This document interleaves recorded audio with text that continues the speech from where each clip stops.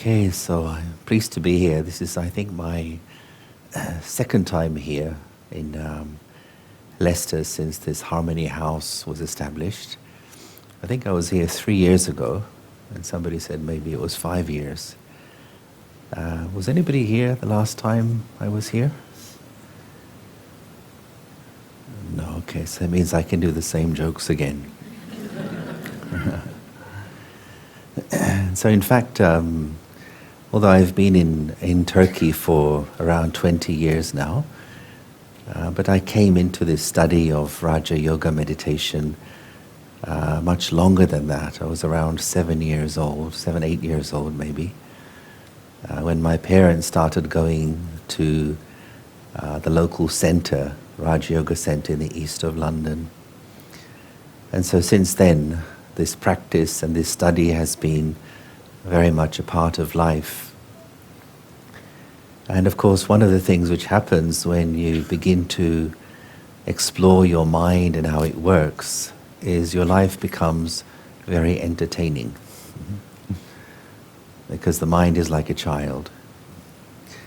And I was quite astounded how most people spend their lives giving more attention to the outer world, their work, their travel, family, healthcare and so on, which are important of course, but relatively little attention to the inner world.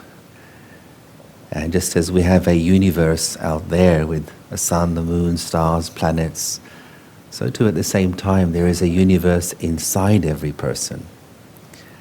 And the inner universe is comprised of our thoughts, our beliefs, our memories, our experiences. And it's amazing how little attention we give to the inner universe. And I believe due to this imbalance in life, we have the stresses that we have today. And people find it difficult to emerge the great human abilities which makes life pleasant. What kind of abilities? It's really what we need in the world today. And that's things like tolerance, like patience, like understanding, forgiveness and so on. And so all of these are a natural byproduct of when we pay attention to our inner world and we explore how the spirituality works in our lives. I know there's just a few new people here the first time. Most are already coming here.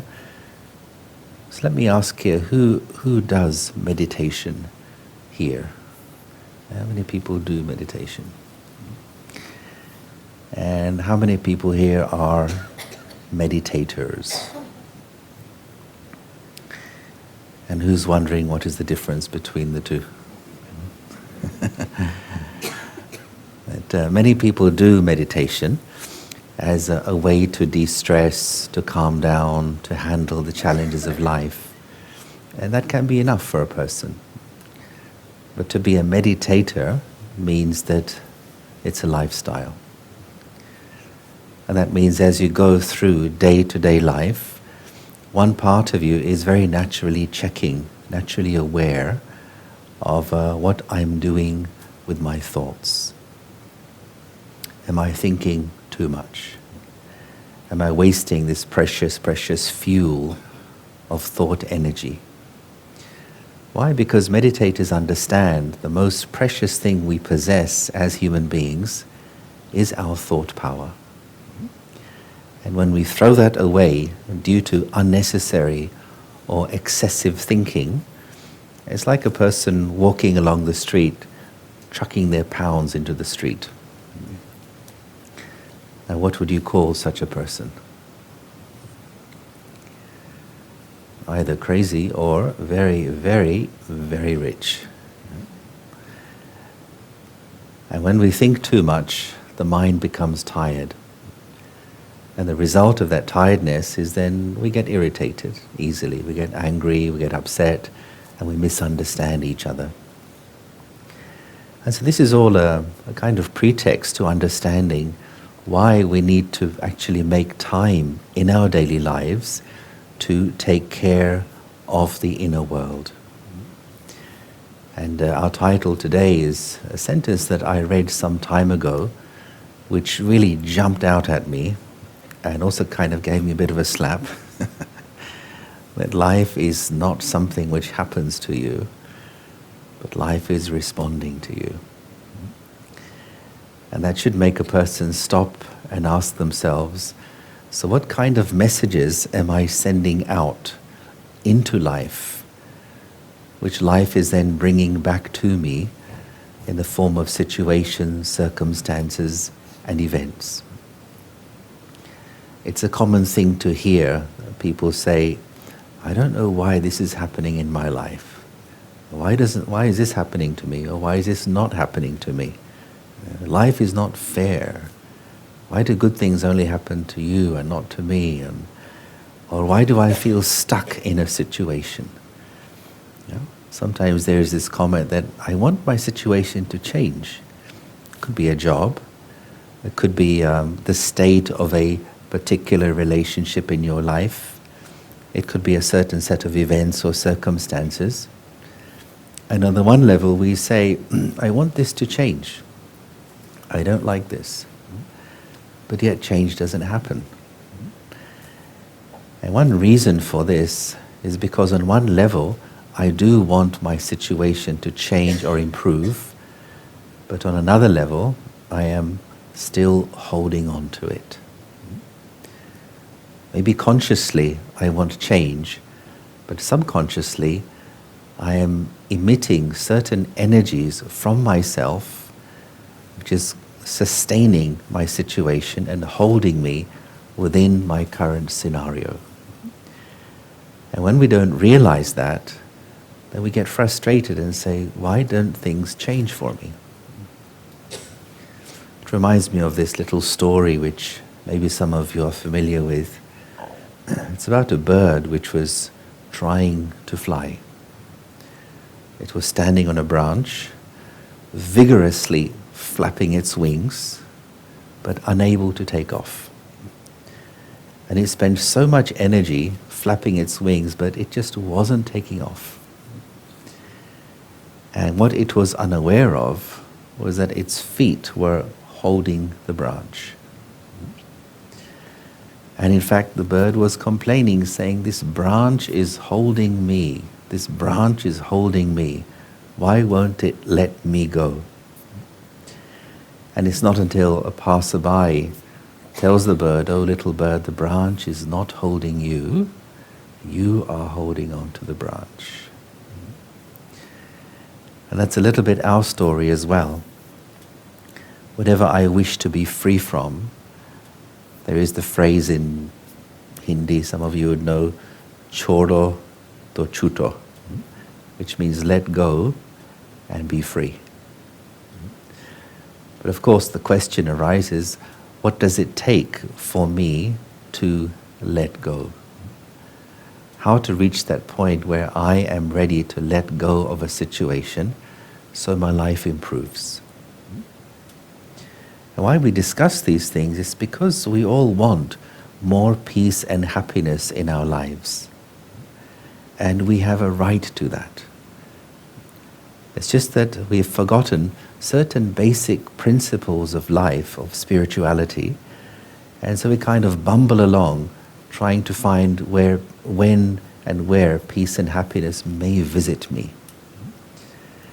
But one of the things we focus on very much here in our study is that my peace of mind and my happiness are my personal property, non-negotiable. And if you start from this premise, you will find you're able to move through life, through situations, owning your own peace and happiness. So I'm going to be using the board also to share a few ideas with you tonight. And maybe we'll do one or two little games and activities too. Is that okay? Does anyone mind being embarrassed? Don't worry, it's not going to be too scary. All right, so I find generally there's like three categories of people when it comes to how we experience our lives. The majority, I would say,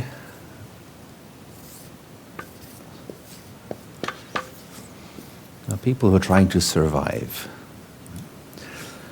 I remember years ago I used to work in central London, and what do? You go into the office in the morning and you say to your colleagues, hello, good morning, how are you? And most people would say, I'm surviving. And it kind of became a cliche just to say I'm surviving. But I would wonder, is that really good enough? Just to survive, just to get through life, is that enough? I mean, that's what maybe a plant would do, or a tree may survive. But for us, we are human beings, and the human soul has intelligence, creativity. We have perspective. We can change our perception of things. So simply to survive and put up with things actually means I'm not using the resources I have, my internal resources. Now for all of us, generally we have our basic needs met. So simply to survive is depriving myself of the real experience of peace and happiness which should be there in our lives as a basic right. Then the next level up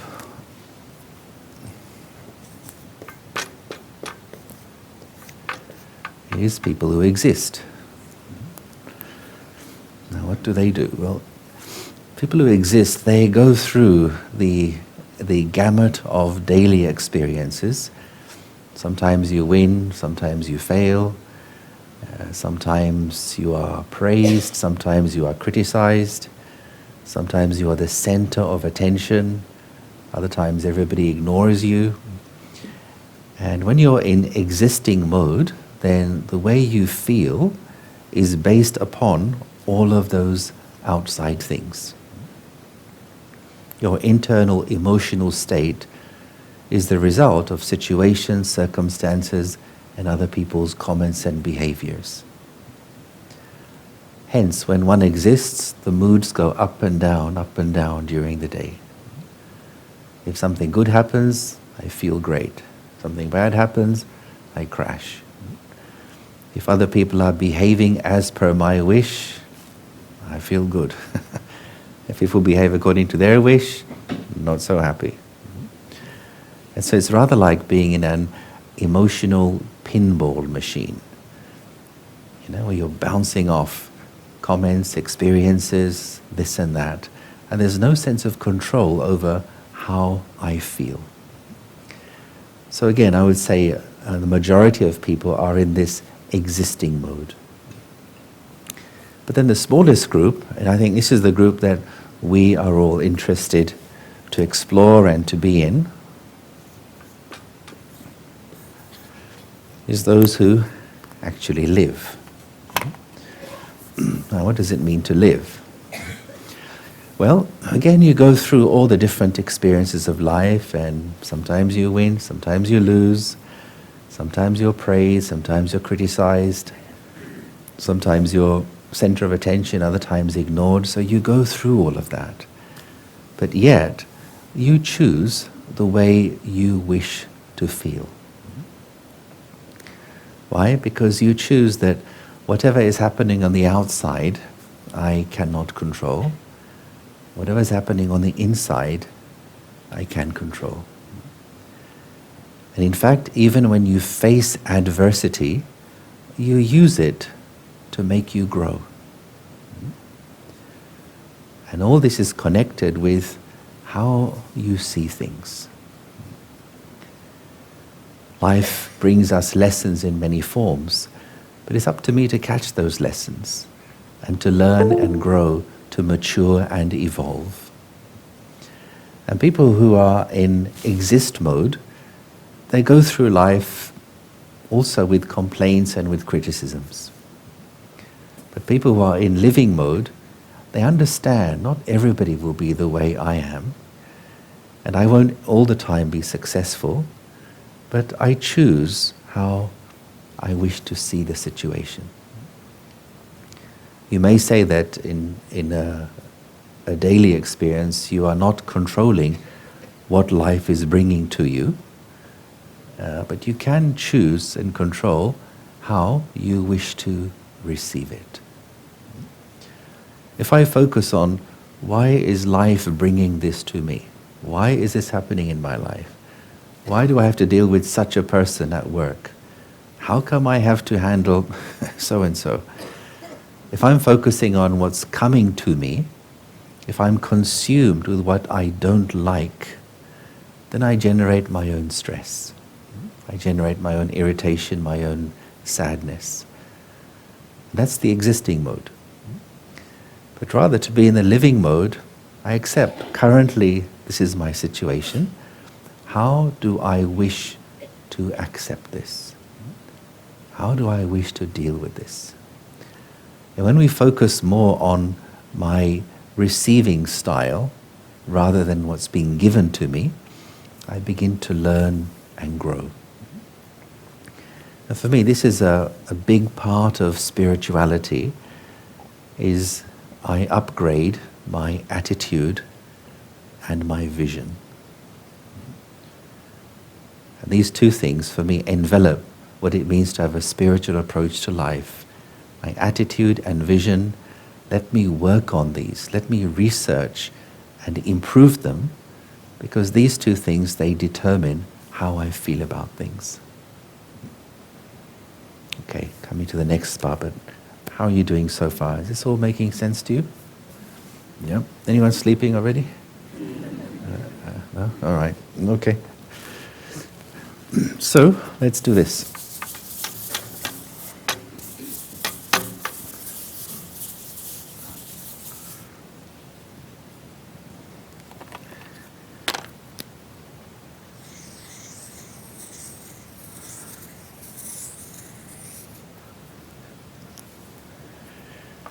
Okay, so question.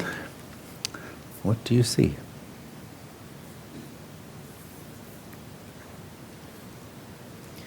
Yeah, you can raise your hand and shout out if you want. Spiral. Spiral. Uh-huh. All right. Anything else? Jalebi. I can see what life is going to bring to you tonight. All right. Okay. Galaxy, all right. The chocolate or the all right. Anybody else? Layers. Layers. Continuity, somebody said. Yeah. Space. Yeah, okay. Yeah, some people do say they see a thumbprint. Yeah. And some say the other extreme, I see the universe. Some say they see a snail shell. But I think between thumbprint and universe, you get pretty much everything else. So you gave some creative ideas about what this might be, what it could perhaps stand for, what it could maybe become. But there is a but. All the answers that you gave were about this. No one said there is also this clear, white, open, available space as well. I did not ask, what did I draw? I asked, what do you see? Now your eyes went immediately to this. And because that's what you were seeing, all your creative thinking went into what this might be. Although you may be aware that there is this here as well, but you did not pay attention to it. And this was an example of our physical eyes. But the point here is to do with the eye of your mind. As you go through day-to-day life, many things come in front of you. Many scenes and scenarios, different personalities, comments people make. Sometimes things work out, sometimes they don't. And so what is important is what you choose to see in that. What you see is what you will think about. What you think about will influence how you feel. And how you feel will drive how you behave. And here is a sentence which cannot be overstated. As is your vision, so is your world. Jaisi aapki drishti, वैसी आपकी सृष्टि. It's such a powerful sentence. It's something worth exploring and meditating on for a long time.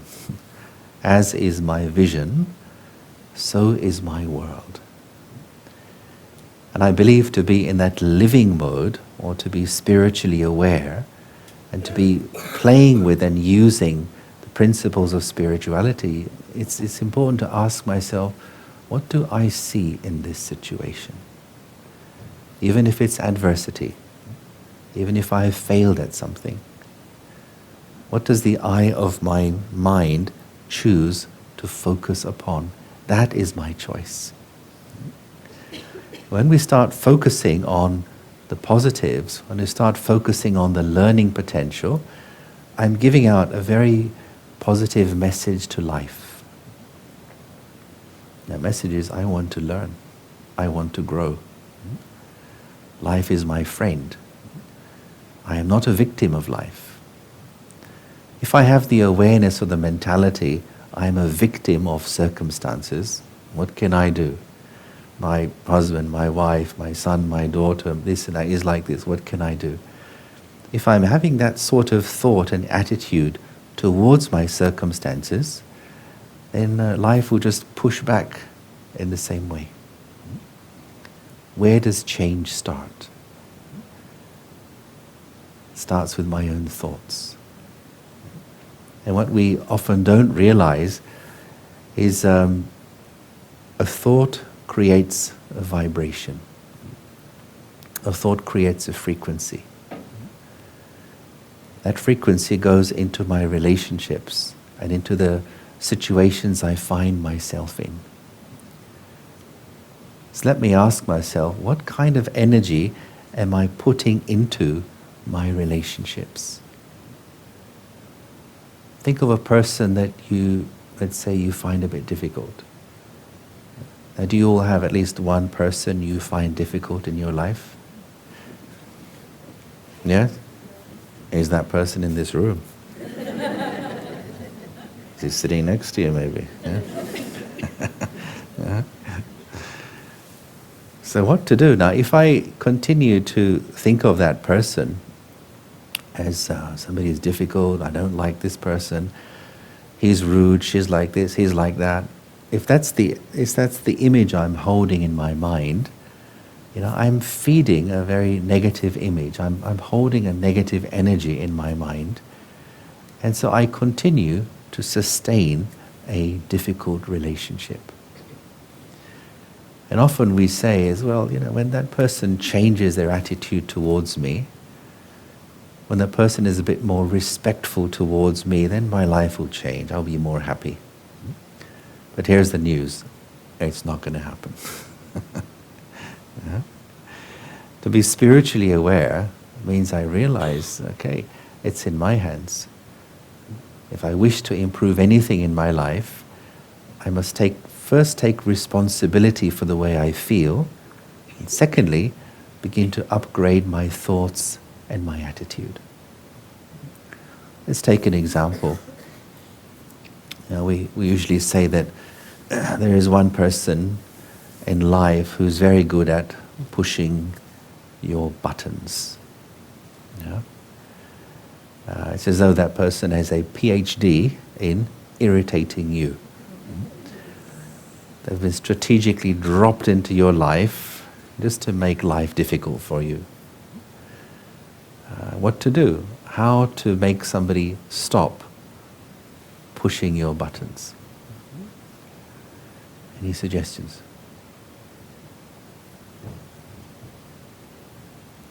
Yes, sir? Take away the buttons, okay. Yeah, and give them to somebody else. Somebody else or something? try to ignore. What usually happens is when somebody pushes your buttons, you look for theirs to push back. Right? Then they push again, you push again, and you get caught up in a button pushing contest to see who can irritate the other more, who's going to surrender first. But as you said, the only real answer is I learn to deactivate my own buttons. In other words, I learn how to not react. I learn how to not take the bait. I learn how to develop self-control, a natural self-control. And what happens then is that next time the person pushes, there's no reaction. It's not that you're forcing yourself to not react, but you have learned to maintain your peace and to own your self-respect. Now, what effect will it have upon the other person? Think, for example, of going into a lift. If you go into a lift and you push the button and it doesn't work, what do you do? Yeah? Take the stairs. But first you may push all the buttons and think, what's wrong with this silly machine? But if nothing works, then you come out and you take the stairs, because the lift is giving you a very clear message, we're not going anywhere. So too, if I learn to maintain my own composure, my peace of mind, the non-verbal message you are giving to the other, non-verbal, is you can no longer upset me. You can no longer make me angry. Non-verbal. Don't say it to the person. But your behavior will indicate that you are no longer going to be provoked. And this will cause the other person to change their behavior towards you. As that's the message our behavior gives to others. It may take a little while for the message to get through, because initially they'll try even harder. But eventually they begin to understand, I can't upset him or her anymore.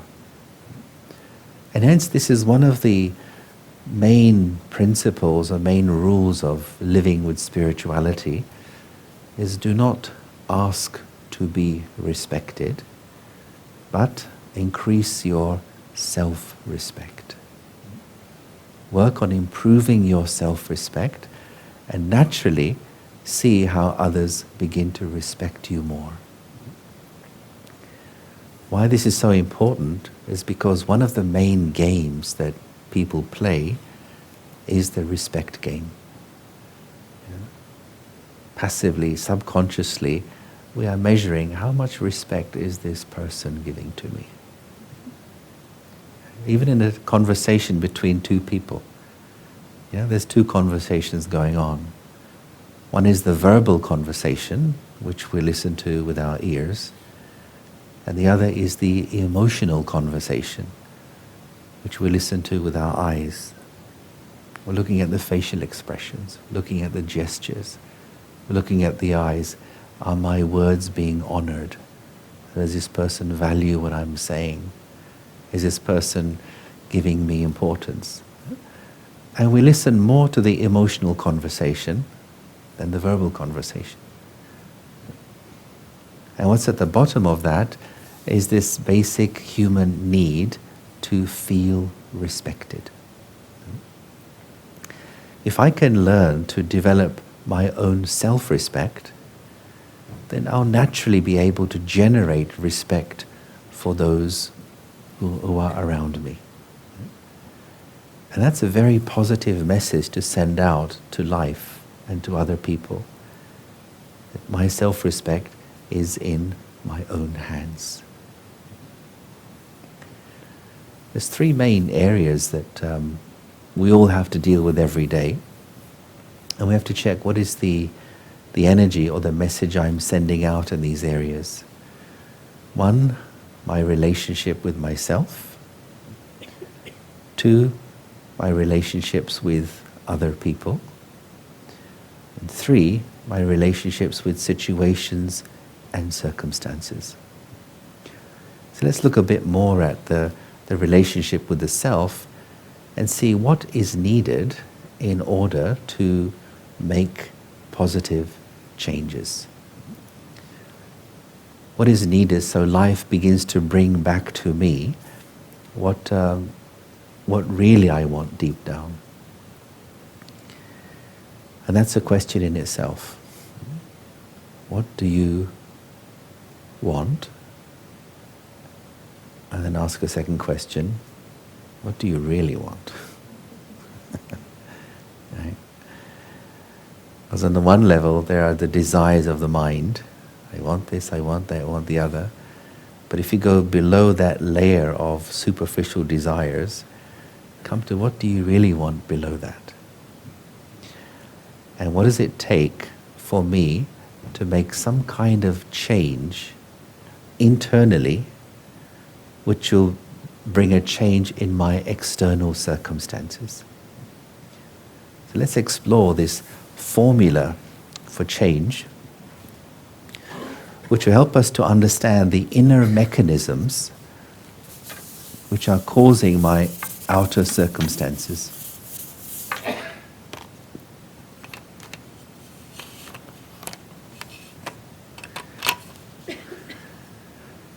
So here is the formula for change.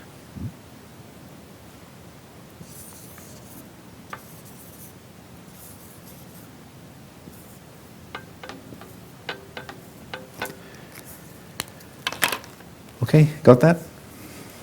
All clear? Yeah? So, have you experienced wanting something to change in your life, but it's taking a long time? It doesn't happen. And you're wondering what's going on. Yeah? Why doesn't change happen for me?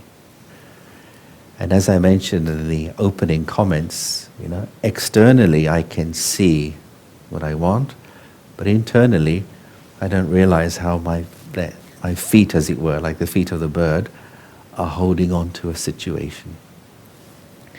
So C here stands for change. And it tells us that these three things, A, B, and D, must be greater than X. So what does A stand for? What's the first thing you require? And A stands for dissatisfaction with the status quo. In other words, I need to be sufficiently fed up with the way things are in order to actually make some change in my life. Some may call this as disinterest or distaste. But if I'm not sufficiently fed up, I will say, my situation is bad, but it's not so bad. I mean, don't ask me to change too much. Yeah? So a little bit we will say, I don't want this. Consciously I'm saying, I don't want this, I don't want this. But subconsciously I'm pulling it back to myself. And because that level of dissatisfaction is not high enough, the energy of my mind is continuing to hold on to the situation which I'm saying I want to be free from. The energy of my mind is sustaining that dynamic which is keeping me in that situation. Is that making sense? Yeah? The dissatisfaction with the way things are. It could be for anything, even with a habit that you have. It may not be to do with other people. Maybe you're one of your own bad habits, which is not changing because, on the one hand, I don't want this habit. I don't want this sanskar. On the other hand, I like it. So today I want to be free, tomorrow I want it. And so therefore that level of dissatisfaction or disinterest in that habit is not high enough. Second thing, B, stands for the desire for the future state. which means how much do I really want to get to that position where I am free from this tendency or this habit or this situation I find myself in. How much do I really want that? And here this is important to explore the temperature of your wanting something. Let me ask you, for example, do you know the melting point of gold?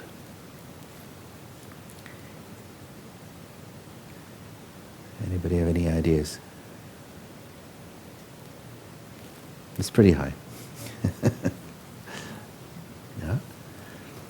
It's over 1,000 degrees, yeah, to melt the gold. Now, if you were to heat gold to 900 degrees, it's very, very, very hot. But it's not enough to melt the gold. You need to reach the melting point so the solid changes into liquid. It's the same with the temperature of my wanting something. I may say I want something in my life, I want some change, I want a new situation, but if the temperature of the wanting isn't enough, then it's not really going to happen. Part of me will want it, another part of me will keep me in the status quo, in the same situation. And one of the reasons why this happens is to do with the partner of ambition. What is ambition always partnered by? Let's put this up here.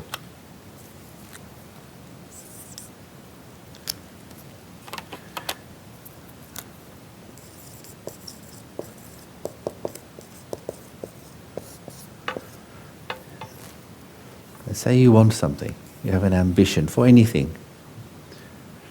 What's the partner of ambition? Sorry? Desire, okay. Having a goal. Well, that's kind of comes here. Motivation. Yeah, well, you certainly need motivation for sure. But ambition is always partnered by sacrifice. Right? Means if you want something, you have to give up something else as well. But most people aren't ready for that. They want the new, but they want to hold on to the old as well. Let's say I'm here holding on to this. If I want to go over there, I have to let go. I have to sacrifice. Well, that's what people do. They want to go there, but they want to take the old with them as well. And that's where the problem arises. But for anything, whether it's in sport or in music or study, if you want something, you have to let go of something else if you wish to excel in that. So this is what B is telling us. That B stands for, how much do I really want that new condition? Whether it's freedom from a certain old habit I have, or it's from a situation I find myself in. Plus, the other part of B is clarity of the steps involved in making the change. How clear am I about what I actually need to do to make this change in my life? If there's no clarity of the steps involved, then you experience what we call as implementation paralysis.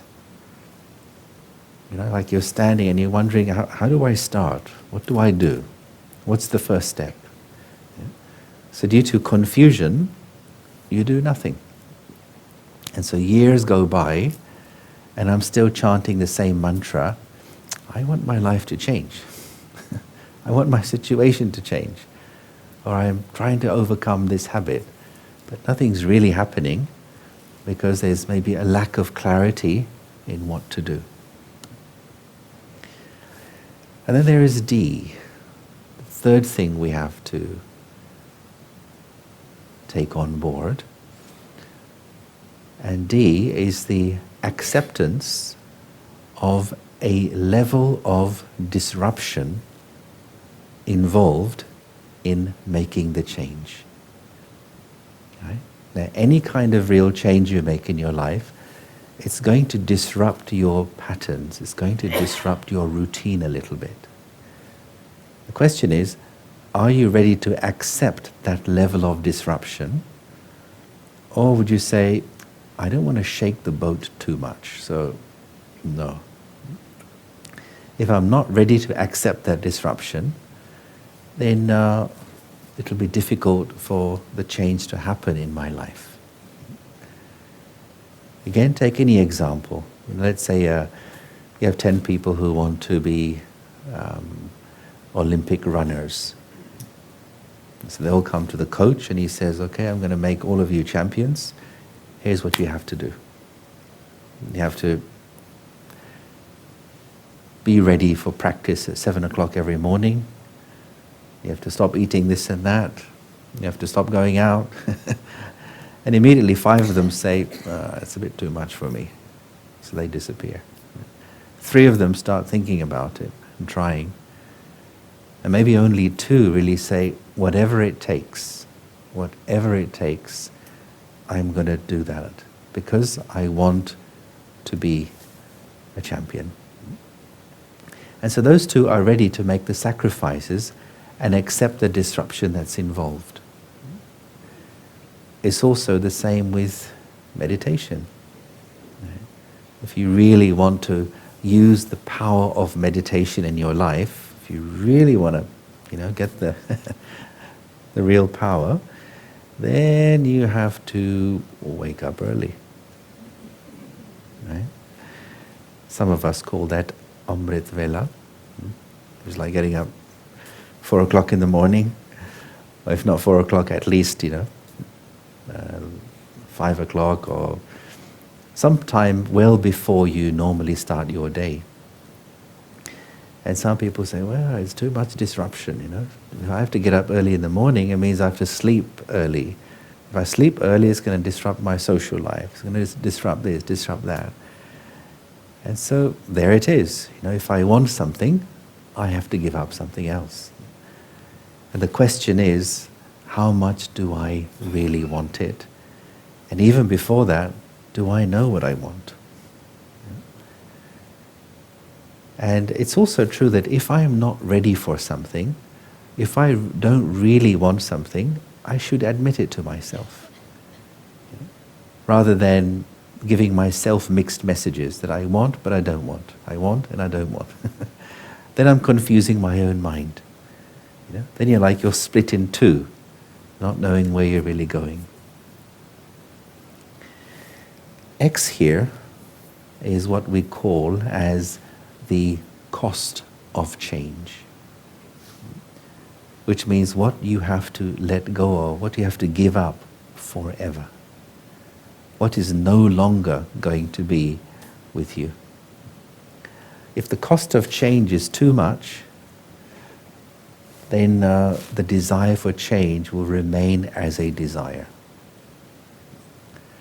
But if A, B, and D are big enough, are greater than the cost of change, then we find a person begins to make the change in their life. They make a quantum leap in their life, and they're able to reach the next level of their personal evolution. And so this brings us back to that question which we've raised a few times already. What do I really want? And what helps with this, and I share my own experience, is really, to sit quietly. If you can, the best time is the morning. Sit quietly with yourself and just ask yourself. It's like the soul is asking its own self, what do I really want? What's really important to me? What really matters to me? At the end of the day, when my time is over, how will I define a successful life? On what basis will I say, I used my time well? And it's so important to explore these questions for yourself, Because these questions take you to the engine room of your soul. They help you to understand the DNA of your soul. And if you go to that part of the soul and you live from there, then you become highly effective in life, very motivated, and all your best energies, your talents, your abilities begin to work for you. And people who are in that mode, you notice, there's a change in their vocabulary. They stop complaining. They stop criticizing. Because they understand situations are the way they are, people are the way they are, but how am I going to deal with it?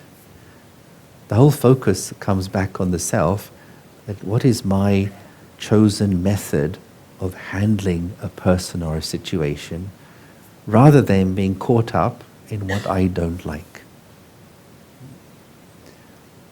I like to use the phrase that we shift from a life in which I react to a life in which I act. Most people tend to be in reaction mode all the time. The mind is reacting to what I see, what I hear, what's in the news, what people are doing. And if you're always living in reaction mode, it's like you've never touched your essence. But when we do make the mind still, it begins to calm down, you begin to act rather than to react. And that's when you feel, your life is in your own hands, rather than you're a victim of circumstances. A friend of mine puts it very beautifully. It's a very simple analogy. He says, when you wake up in the morning, then you have one of two approaches. Either you can wake up and say, what's happening today? And then, how do I feel? Or you can do the other way around. You can wake up and think, how do I feel? How do I choose to feel? How do I want to feel? And then, what's happening today? Okay. In other words, there is my happiness and there are circumstances. And generally in the world, we give importance to circumstances. We quote circumstances. Because of my situation, because of X, Y, Z, therefore my happiness is not as it could be. Or we say, I'll be happy when my circumstances are better.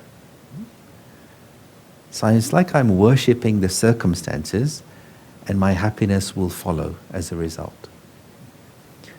But again, that's existing mode.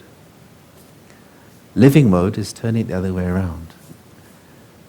Let me choose to own my happiness, and the vibrations of my happiness, the frequency of my happiness will begin to change my circumstances. Because you are the energy, you're a living being, you are a soul, circumstances are not.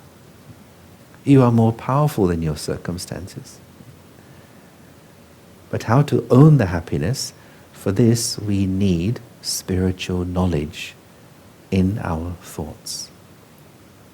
We need to use that knowledge on a day-to-day basis to make our thoughts more powerful. The power of those thoughts is telling life that I am the master of my happiness. And that then becomes a habit, to move through life with your happiness intact. Okay, coming now to the last couple of things, but let's do this. Let's just take a moment for a reflective pause. We've been sharing a few ideas. Let's just spend a couple of moments in silence and just reflect on what you've heard so far.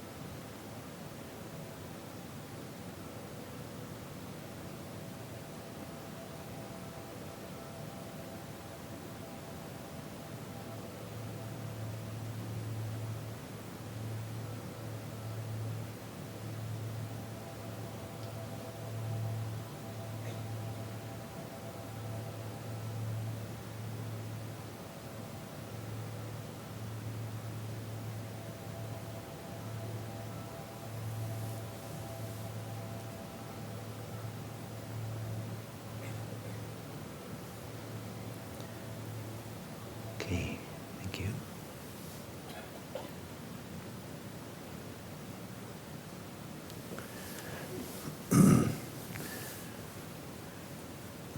I think if we build more silence moments into our lives, the quality of life goes up. Just like your body requires oxygen and water mostly, the mind requires peace and silence.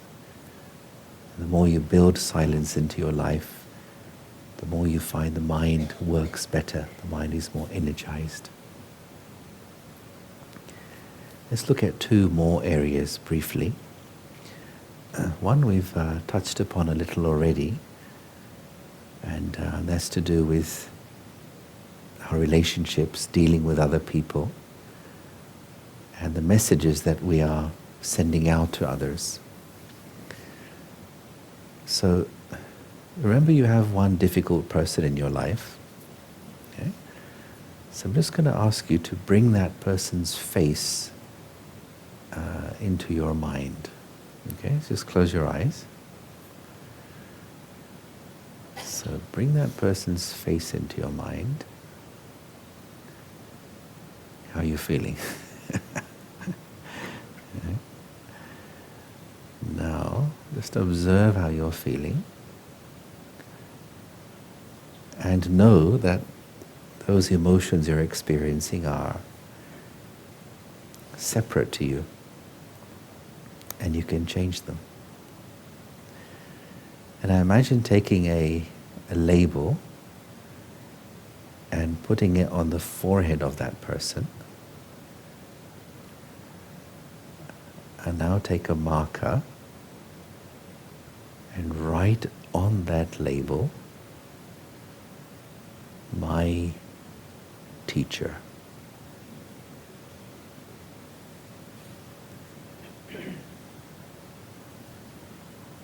Okay, and now just open your eyes. So did you realize that that person who you find difficult all this time is actually your personal trainer? Yeah, your personal self-development trainer in disguise. So when you change your labeling, when you change your attitude towards a person, that person's behavior towards you will begin to change. One of the analogies we work with here is that life is a school. So if life is a school, then who are we? Students. If life is a school, we are students. Who are the teachers? It's not people like me standing on a stage and giving you a talk, or it's not books. Yeah, okay, there can be some help from that. But your real teachers are the people you find difficult in your life and situations. When you find somebody difficult, it just means that you're lacking something and you have to work on what is lacking. Let's continue the metaphor. If life is a school, if we are students, if difficult people are the teachers, then what is the subject in this school? What is the curriculum? What are we studying?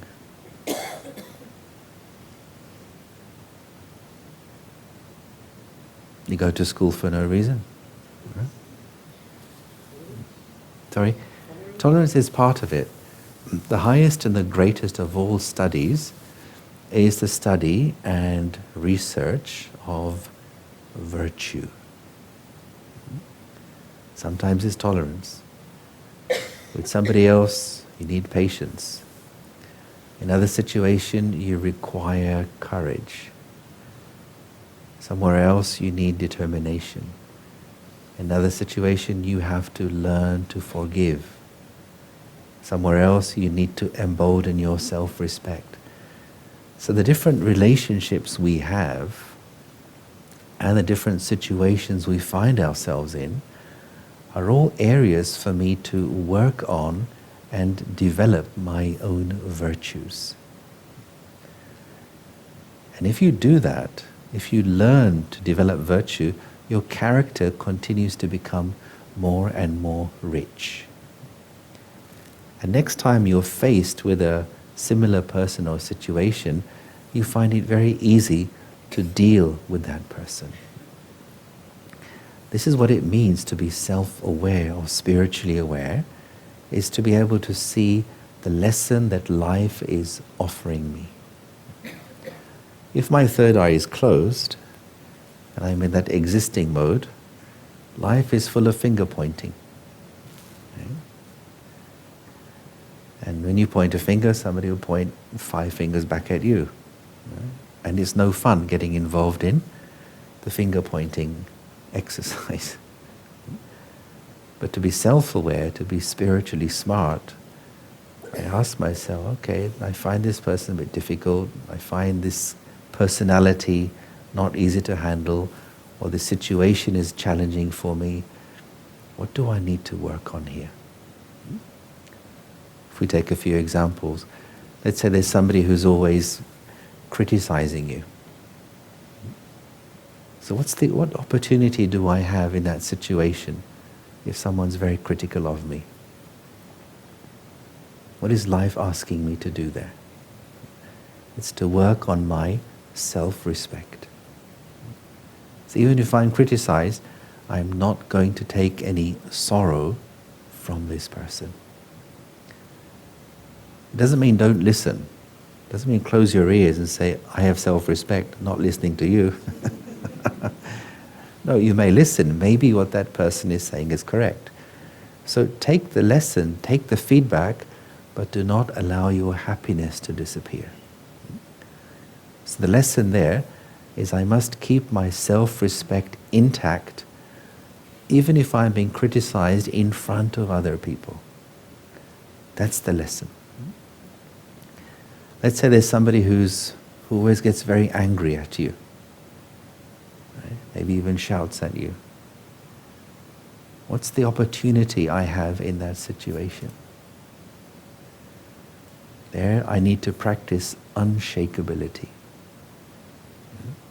I'm not going to get upset, I'm not going to get afraid, I'm not going to panic, I'm not going to get emotional. I'm going to keep my mind stable. If I just see the behavior of the other, I will react also. But if instead I focus on the virtue I need, I learn, I grow, I evolve, I develop. That's what it means to be a spiritual student. Learning at every moment. And in the school of life, in the university of life, there are lessons to learn every day. But you only see them if your third eye is open. In other words, if you have the attitude of learning, the attitude of being a spiritual student. If that's my attitude, I will be able to see many lessons every day. And some lessons, of course, are very sweet. Other lessons, maybe not so sweet. But we need all of them in order to enable us to grow. And so, this is the message we are sending out in our relationships, is let me just choose to have good wishes for every person, regardless of how they are. Even somebody you find challenging, difficult, let me not hold in my mind and store what bad thing they have said or done to me.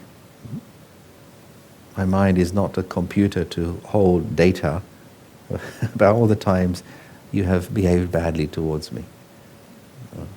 But instead, the motto, let me have good wishes for every soul. If I'm practicing having good wishes, positive thoughts for others, it's necessarily going to clear any bad energy there may be between me and another person. Sometimes you find there's a person, who you're not talking to, and that person's not talking to you. You know what I mean? Yeah. Strange that we do that, isn't it? When you may want to heal things, you may say, let me talk to this person. Let me extend the hand of friendship. But the other person does not want to talk. They close the phone. They ignore you. They don't want to talk to you. So then you have to go to the next level. You have to go to the thought level. And with your mind, just have lots of good wishes for that soul. And if you do that sufficiently, it will clear the bad energy between you and the other person.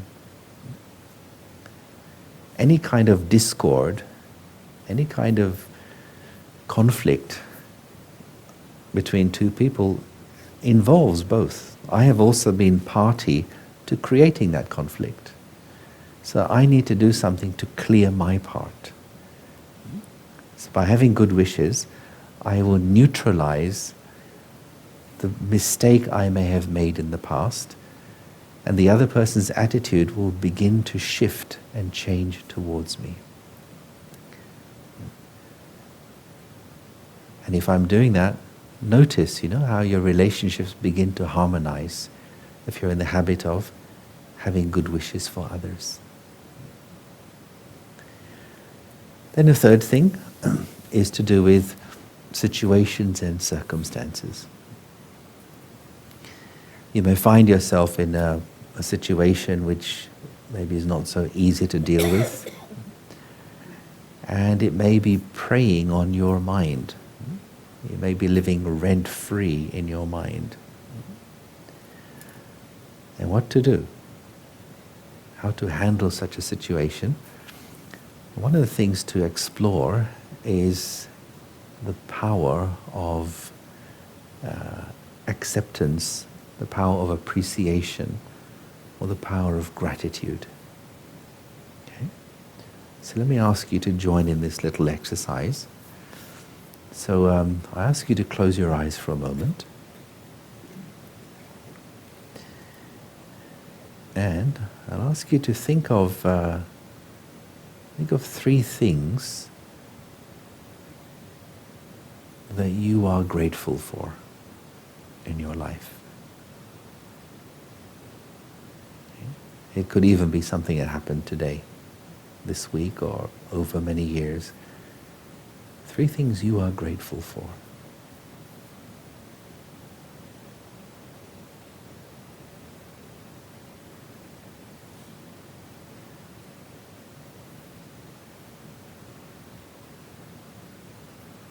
Okay, then just open your eyes and just share that with somebody near you. What are those three things that you're grateful for?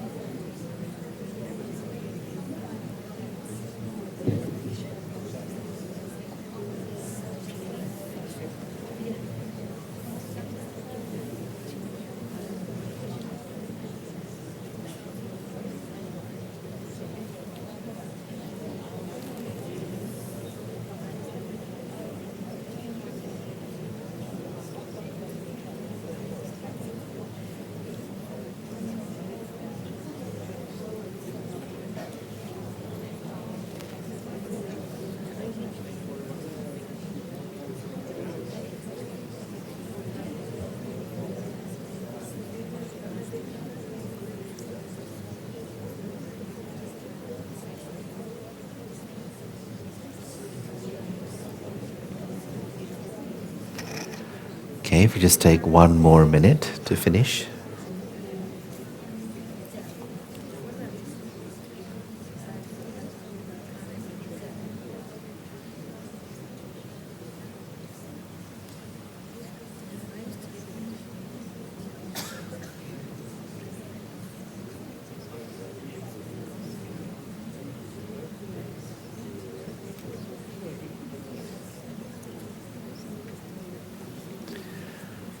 Okay, thank you. So, quite a good amount of discussion taking place. Did everybody get a chance to share something? And you talked only about this, right? Nothing else?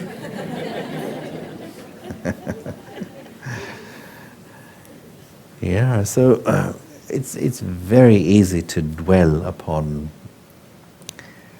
what we don't have, but we tend to forget what we should be grateful for. And why this is important is because, let my life be based upon this energy of appreciation and gratitude and positivity, rather than the energy of what I don't have. If we're consumed by what I don't have, what I don't like, it's a deficit. It's a negative energy, and that doesn't bring good results. But start with what I do have. Think of that. Learn to appreciate. And then, if I work with that energy in my life, things will begin to expand and grow. And think of these two approaches you can have. You can either use this energy of force in your life, or you can use the energy of power. If you try to force things to happen, force is always met with resistance. And is a lot of hard work. But the energy of power is like using what I have, even if I only have a small amount of whatever it may be. But let me use it with the right attitude, and things will begin to grow and improve. Let me share a little story with you here. I heard again when I was a child. Very simple story, but very profound in terms of meaning and approach to life. And I remember hearing this when I used to live in Africa. It was a conversation between the sun and the wind. And the wind was feeling a bit brash and a bit arrogant, and said to the sun, I'm more powerful than you. I can beat you in anything. Whatever you can do, I can do better. And the wind said, I'll prove it to you. So they looked down at the earth, and they saw a man walking along the street. And he was wearing a jacket, and he had a hat. The jacket was just loosely worn. And the wind said, look at my power. I'm going to rip that hat off his head, and we're going to also rip that jacket off him. And so the wind started blowing with a lot of force, became stronger and stronger. And of course what the man did was, he pulled the hat down more tightly over his head, zipped up and buttoned his jacket. And the wind thought, this is not working. So he, with all his might, he blew, and the man was thrown around along the street. But he was still wearing his coat, and he was holding his hat down. And eventually the wind got exhausted and couldn't do it, gave up. And the sun said, okay, my turn. And the sun came out and just shone brighter, brighter, and brighter. And of course the man started feeling very warm. And so he unzipped, unbuttoned his jacket and took it off, and took off his hat. And so the sun was declared the winner. And what this indicated to me was check the energies that I'm using in my life. If I'm trying to force things to happen, I will be resisted and I will get tired, especially with people. But instead, let me use the energy of power, which I call as the energy of virtue. Live on the basis of spiritual principles. Use virtue in your life. Shine, increase your shine of self-respect, of positivity, of love, of kindness, of courage. To shine means to increase your virtue level and see how life begins to cooperate with you when you're using virtue in your life. We can see this with people because everybody wants love and respect. But the same thing happens also with matter, with situations and circumstances which are just the result of the actions I have done in the past. Let me not be despondent or disheartened by the difficult situation I find myself in, but instantly go to the virtue I need in the situation and circumstance. I like the example that we study here, that think of a student who's taking a written examination. And let's say there's a difficult or unusual question in the exam paper. It's a strange question. And the student starts thinking, oh, why is this question here? What was the examiner thinking when he wrote this question? Now, if the student starts thinking this during the exam, he's wasting his time. So during the exam, you have to answer the question, not question the question. So too in life, questions come in the form of people and situations. What kind of questions? Can you tolerate this person? Can you let go? Are you humble enough to deal with this personality? How much courage do you have? How focused are you? So there, I must not ask why this person is doing this or why this situation is coming to me. No. Answer the question, which means use the virtue you need in that situation. That's all. Apply tolerance, apply humility, apply courage. Do not go into why the situation is like that. If you do that, you're adding fuel to the fire.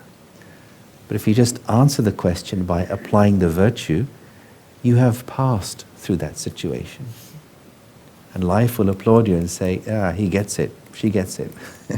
That's what it's about. Just going to finish off with one little diagram which helps us to be aware of being able to see the treasure which may be hidden behind any difficult or challenging situation. If I'm really applying virtue in my life, if I'm using honesty, self-respect, if I'm honest with myself, honest with others, then in any situation, there is a treasure or a benefit hidden for me. So let's say this here is a curtain, and let's call it the curtain of loss. And something has been lost. It's a situation, something didn't quite work out as I planned. Something didn't go as per my original idea or my desire. And here is me, here is the eye of my mind. And all I can see is the loss, the situation which seems to be not good, didn't work out. But if one is applying virtue with sincerity in life, then behind this curtain of loss, there is a treasure hidden away. That's a treasure box, by the way. I knew you knew it instantly. Yeah? There is the treasure. Now, in order to see that treasure, you need three things. First thing you require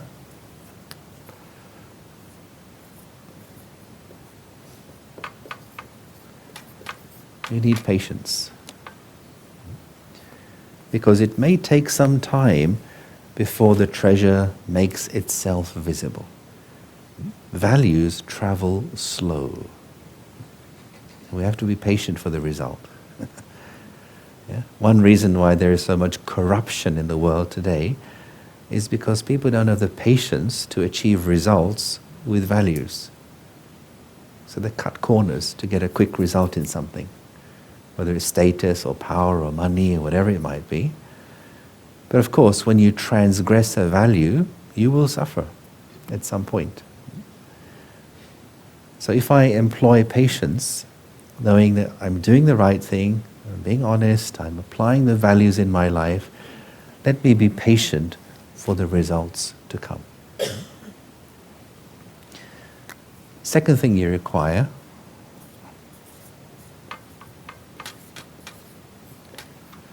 is tolerance.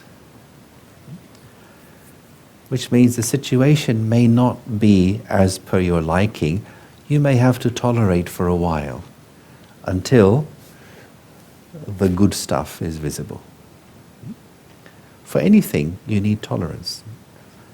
Let's say there's a person who has some illness, and by taking an injection, he or she can recover quickly because the medication goes straight into the bloodstream. But in order to receive the injection, you have to tolerate somebody stabbing you with a needle. Right? Do you like needles? No. If you can tolerate that pain, you receive the medication and you can recover. But if you can't tolerate the pain, then of course that's not available to you. But it's the same thing with life. Sometimes you have to tolerate the nature, the tendency, the sanskara, the personality of somebody who's different to you. Yeah? Sometimes you have to tolerate a situation where you don't have the comforts you're used to. Some tolerance is necessary in order to achieve a gift in life or a treasure. Third thing you require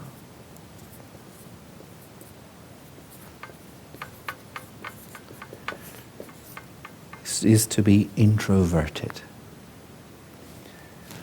That means rather than my mind being occupied with what's happening out there, or should have happened, or shouldn't have happened, or who did what, rather than being interested in policing other people's behaviors, introverted, let me just be checking my own self, see my own thoughts. Let me be interested in correcting and improving my own thoughts, my own attitude and vision.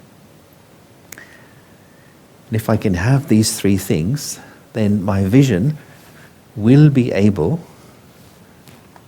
to look through the curtain, and I will see the treasure that's hiding there for me. Does it make sense? Yeah? I call this a spiritual technology. Yeah? It's something we all need to explore more, how these things work. Just like, we all have our gadgets, our smartphones, which is amazing technologies, but spiritual technology, technology of virtues, patience, tolerance, introversion, and many others, if we just get focused on exploring these, researching these virtues, the power we generate in our consciousness will necessarily shift our relationships and our situations.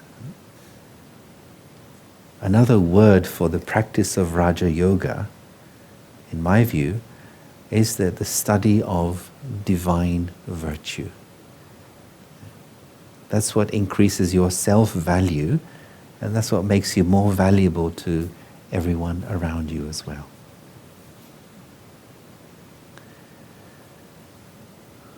Okay, so I'm kind of coming to a finish here. We're going to have a little meditation to finish off. I'm hoping these things were useful for you, and that you have something in your pockets you can take away and apply straight away in your life. So I thank you for your attention. And let's just end off with a little meditation together.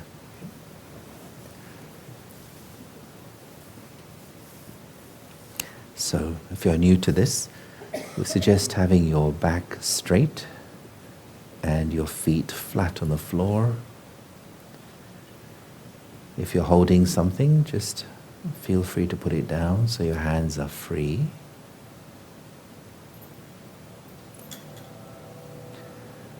And have your head at a natural angle. Some people close their eyes, some have them open. If you close your eyes, then you need to pay attention not to feel drowsy. If you have them open, then you can use the point of light image at the front of the room as your focus point.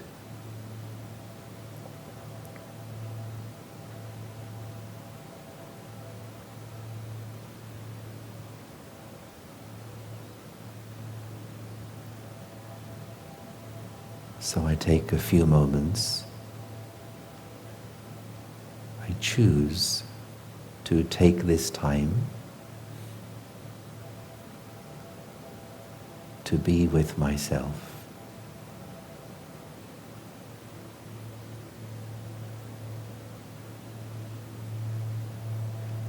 I choose to step back from the world of doing and enter the world of being.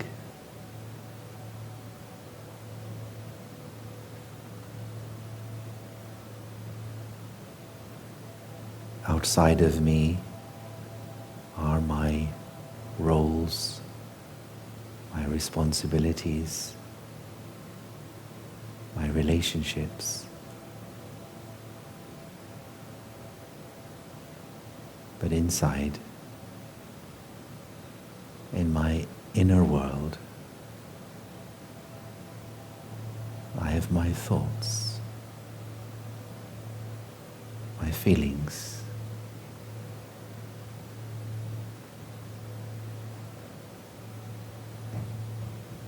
and I realize my thoughts are my first creation.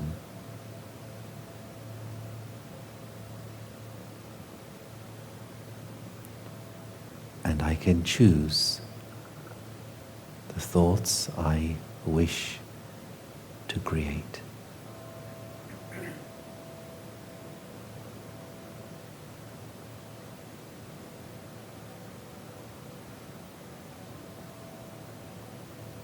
I make a pledge with myself, my peace and my happiness is my personal property.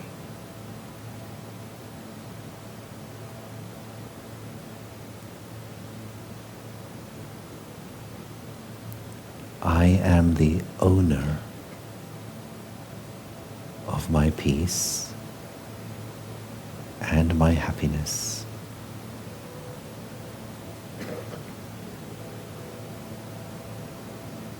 And I choose to maintain this regardless of what is happening on the outside.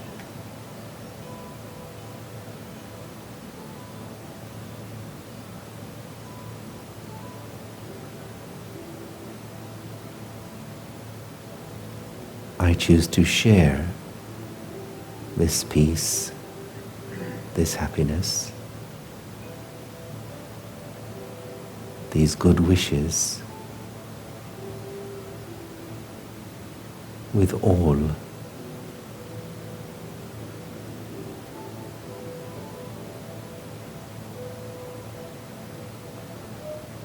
I choose to live with this spiritual energy in my life and my relationships.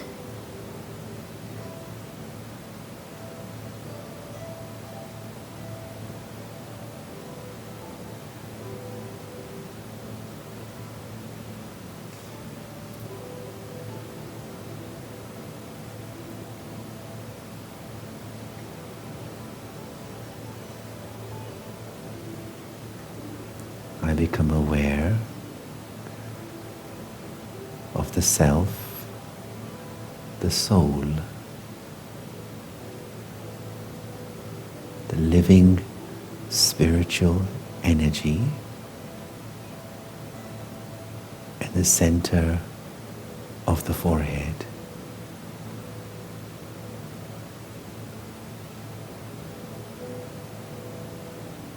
Like a star.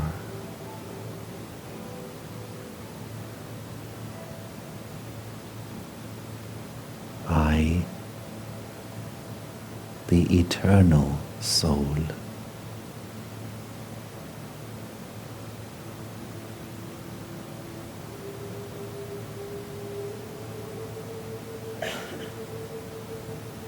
I, the peaceful soul,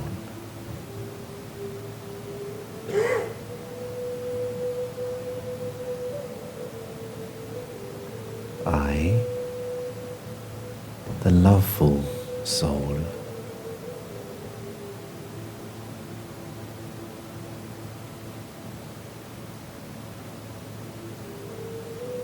I, the joyful soul,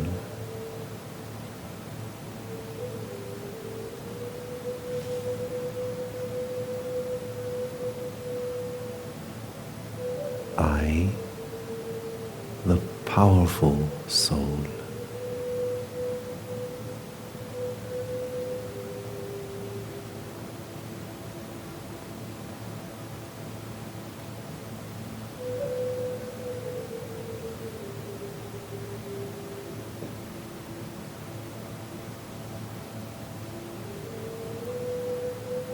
just be with these thoughts in your mind for a few moments.